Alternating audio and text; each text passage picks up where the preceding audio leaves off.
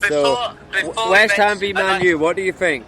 I was just gonna, before we go on to that, I was just gonna mention, I was just gonna ask Ricky how he thought, what he was thinking when he saw Andy Carroll step onto the pitch. The thing with Andy Carroll, he's full of injuries, didn't play much, but when he was in form, he's a cracking player, gave his all. The problem is he throws himself into every challenge. You're going to get injured. Fair play to him, he's back in his homeland. Yeah, I hope he does well. I just thought when he came on in the 80th minute, he was a game changer. He did make a huge difference just within that short space of time, and it'd be interesting to see what happens now with Newcastle, with that, that extra dimension, right? Yeah, exactly. So, Captain, the next game is only me and you. I don't think the other two here care to discuss it or care to even know what the score was. But West Ham Man United, what was your thoughts there?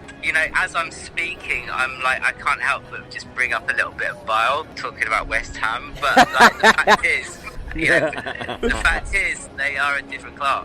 To be honest, that was the first game I actually sat all the way through and watched them, and they were entertaining. I actually enjoyed watching them. They were great. There was so much mood, exciting, and United, I just think they just look tired. They're just lacking creativity. And I said James is the only player that I trust to score a goal in the United team. He's their best player at the moment. McBurney doesn't do it for me, just James, even though he's got a knock, he's not doing anything, and I was debating taking him on my team. I wish I had. They just don't seem to work together as a team. There's no plan. I don't know what's going on in that dressing room. This is perfect timing there, Russ, because the one question I wanted to ask, why did they sell Lukaku when they're so short of forward? You could have done with him yesterday. You're playing Lingard up front. I can't stand Lingard, to be honest. He's had his moments for England, but I don't think he's as good people rate him to be. I think he's taken his foot off the gas since he's made it as a footballer. Personally, don't think he's going to cut it anymore for Man United. Bit of a rude boy. He's a little bit of an arrogant guy. I still like him. He can do things. I mean, he's not consistent. Academy graduates that come through Man United have a lot of credit, but I don't think he does. The problem is with Man United, it's a whole thing, mate. You're saying he's no Paul Scholes. There's no Paul Scholes in the team. We are a shadow of the great team that Sir Alex built. Okay, so before we get some tears here, you can dry your eyes a bit, mate. Dry your eyes, mate? Yeah, just dry your eyes.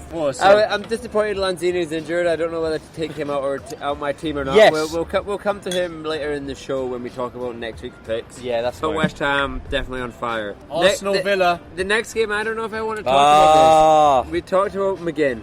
Who got sent off? Maitland-Niles got Yeah, sent and I off, kind of thought, it was a bit harsh. Yeah, it was a rash tackle, but he actually took the whole ball. I guess I don't know who it was for Villa, backed off because he was going studs up. Yeah. But Arsenal did well the last 10 minutes. Aston Villa did fantastic, to be fair. I know they got down to 10 men in the 41st minute, but they were still 1-0 up and they were dominating the game, Aston Villa. And as I was saying, John McGinn, Jack Grealish were instrumental in everything that Aston Villa did. And I think they're going to get an assist, didn't he? Yeah, I honestly think they're going to be top players in the Premier League. It was a nice assist. Nice assist, But Wesley made him look good. He's one of your favourites, Wesley, Jimmy. not Schneider. What a great finish from Wesley, not Snyder. McGinn had another good shot from just outside the box at the start of the second half. He just put it wide. Look at Sean, the John McGinn fanboy, trying to suck up to McGinn, having lost. He had a good shot. In case he's listening. Taking him out. He knows him. His death touch was just like... Yeah, it was a bad week to take him out. You shouldn't have dropped him, mate. Got the pressure from us. I removed Harry Kane this week and I put in Pierre Aubameyang. Both got one goal. Arsenal got a penalty. How dare they give it to Pepe? How dare your main striker at your team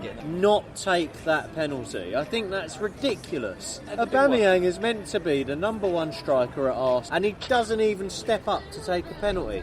That should have been 2 goals for me and double points, and I'm really frustrated. I feel cheated by that. I felt the same last week. I think it was Southampton got a penalty and Danny Ings didn't take it. And I kind of agree with you. I think your striker should be taking the penalty, but I also think this is a point, right? The player that takes a penalty in the fantasy team it's an unfair advantage, and for strikers, you risk losing 2 points when they miss a penalty. It's -2, so it's true. not, But wasn't it? Who was it that won the Golden Boot, and most of their goals were penalties? Was it potentially Vardy? I think it was. I think he got something like 11 penalties. Yeah, it might have been Jamie Vardy. I just think that's wrong, mate. Do you think, and I'll go to this because I went to watch my nephew play football when I was back in England, and what their team do, they're only 10, right? But if you win the penalty, you take the penalty. Is that a fairer way of doing it? No, you want to win the game. It's But from a the strongest fantasy penalty. perspective, Well, the you don't get this unfair bias.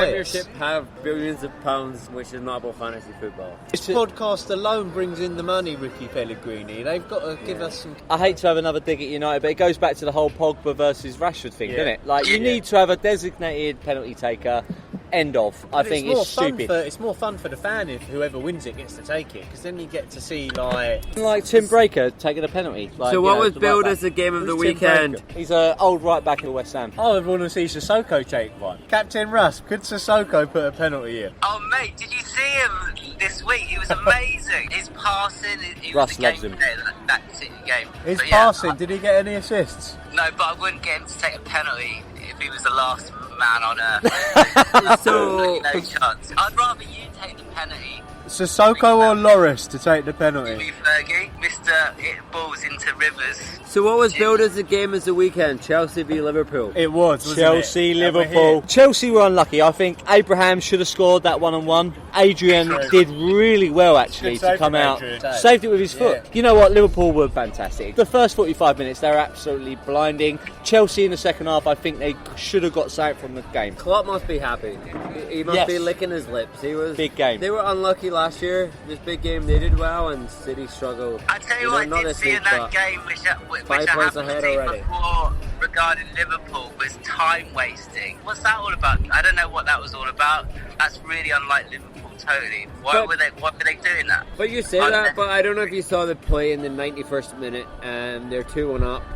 They win the ball in defence, an absolutely brilliant tackle by Robertson, and he goes on an absolutely ridiculous run, Robertson. Pace, he puts it past 3 people. Eventually, Yes, Chelsea follow him, take him down, because there's nothing they can do. They knew he Robertson was really great. showed his class. A good game for him. He got an assist. Yeah. I mean, Alexander's goal was brilliant. It was brilliant. And a lot of people were saved because Salah got that little roll back. It wasn't really an assist, was it? He just rolled it back to Alexander-Arnold from that indirect free kick. Well, he was the last man to touch it, mate, and then that's what they called an assist. But that's what I'm saying. No, but that's what I'm saying, right? So, but he didn't really do. He didn't really do much. That's what I'm saying, mate. That's, you know, That's tickled.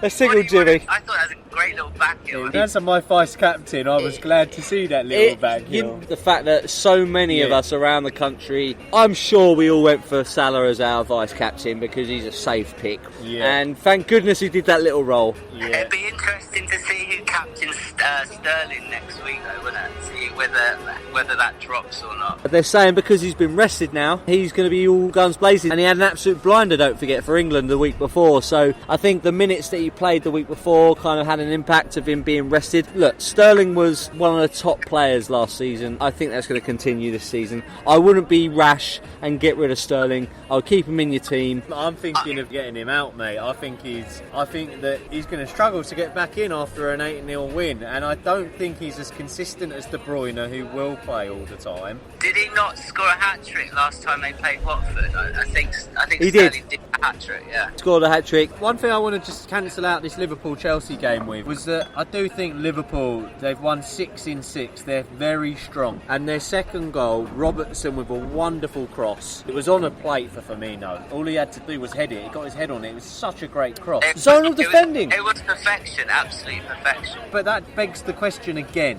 Alexander-Arnold and Robertson, both or one? I started out the season with both. I was going for the double up on Liverpool defence because last year they got the most clean sheets. But then as soon as Alisson got injured, Both's not a bad shout, though. the problem is they're both expensive. I started out with Robertson and Alexander-Arnold. I have Van Dijk and Robertson. And we're saying, would you not think Robertson and Trent are the better two?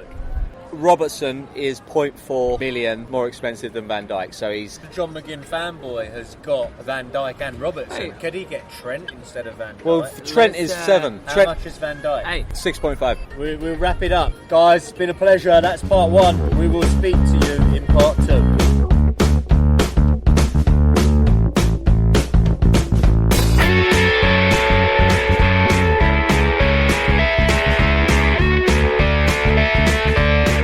Welcome back to Left Back in the Changing Room.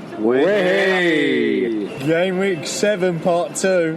I'm joined, as I was previously, by Sean the John McGinn fanboy. woo, woo, woo, John McGinn. Captain Russ and Ricky Pellegrini. Welcome back, guys. Beers in. Back in time for the rambling from the dugout. We have had a rambling, or a question as you rambling. know it. Rambling from the dugout. It's come from Patrick in Princeton. Sean, take it away. What's his question? Hey mate, so it's Patrick in Princeton here, and I've been watching the soccer. Big fan of you guys.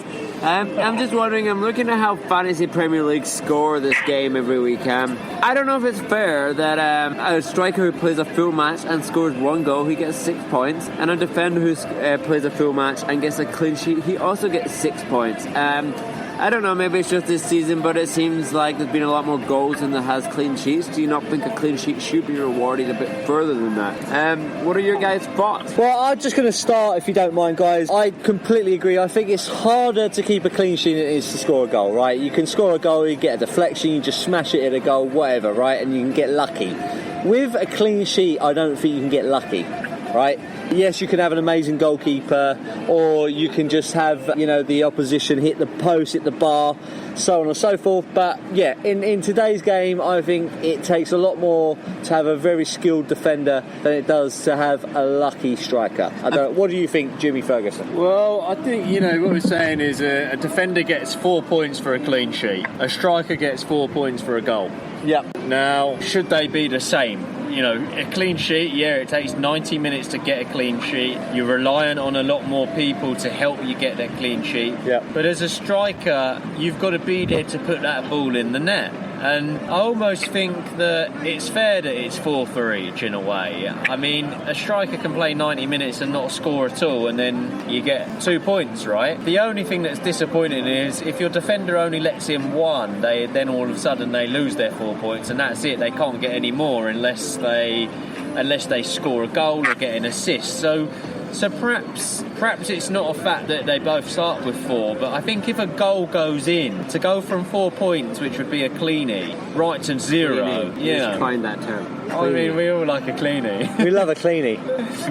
I think a cleanie is you can only possibly get 1 clean sheet in a game. You could quite easily get 4 goals. Yeah, I feel like you let 1 goal in, maybe you lose a point or 2 points, but to lose the half 4 is a bit And you harsh. say the same thing as I agree. A goal can be a very individual feat. A clean sheet, it can definitely not be an individual feat, and you would not be rewarded as an individual for a clean sheet. It's above the whole defensive line. That's a great point. What do you think? I think about 8 points for a clean sheet would be a fairer. 8 points, including your 2 points for playing the full 90 minutes. So you start at 6 for a clean sheet, and then it drops to 2 if you let a goal in. Yeah, so it drops to 4 if you let 1 in. No, we dropped to 2 points in total. Yeah, 6 points extra for the clean sheet, and I think you might see Fantasy Premier League make that change next year. That's good.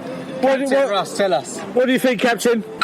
Very quick, I kind of agree with James. I think, because you pick individuals, don't you? You're not picking the defence as a defence. You're picking the individuals. So I think you can't really forget that. I personally think you should the attacker if they score a goal should definitely be more points than the defender. I think so. Yeah, I think that's a very valid point. I disagree. I think it's a more solid point having it all together. I mean, in all fairness, Captain Russ, Tottenham do concede a lot of goals, and it's not usually always Aurier's fault, right? It's usually. but I do agree that defenders do get more points for attacking plays. I think Robertson played a game, conceded a goal, and got an assist this week. He got 8 points for that, didn't he? So okay, guys. And I think Lundstram, he got 12 points for an assist and a clean sheet. And he's not a defender, though. He's not a defender. He's a but he's classified as a defender, and that's what all that matters at the beginning of the season. Well, let's wrap it up. How many points will the question, defenders get this week? Well, let's wrap it up on that and go back to Peter from Princeton and give him a final answer. Sorry, Patrick from Princeton. Sorry, Patrick, mate. That's all right. What's his final point there then? What are we saying? We're saying go attack, player 3-4-3. It's 4 points each anyway, right? So I'll tell you what, mate, if you think that you should get more for a defender, let us know. We'll write to the league. We've got an in, we've got the email address. Jimmy loves writing to the league. You cannot get the email address unless you go to the Contact Us page. They know him so well. Can I ask a question regarding that? Yes, Captain. Do they? Because I don't know this. If they manage to prevent an obvious goal, if it's like one-on-one, to score points for that. Yeah, it should be. If you clear a ball off the line, you should get extra points. Well, you do get bonus points. Don't forget. You do get bonus points because don't forget.